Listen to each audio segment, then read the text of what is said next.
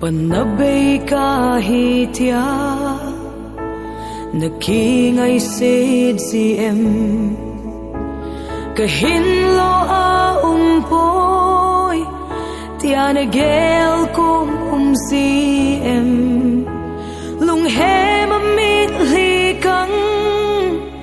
mo ana si em namusing nga bagay a ume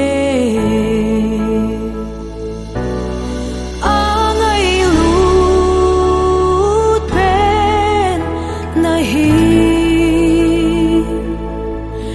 adi pen nahi ait pen nahi asalut pen nahi neo hin ama kong belin belding ama bo ahi nasungre na po abo na het sina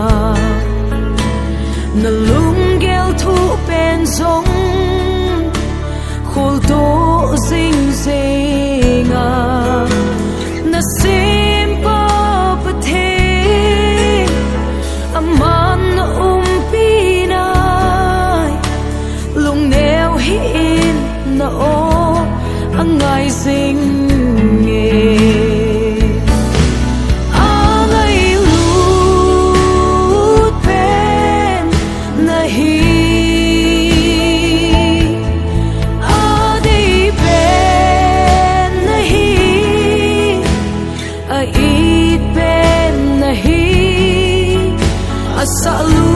Salut pen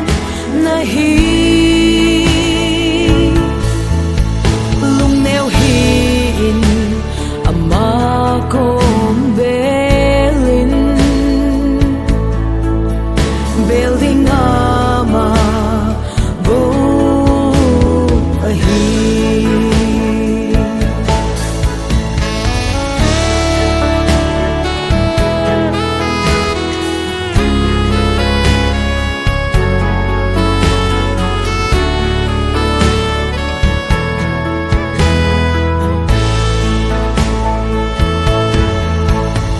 Nasit na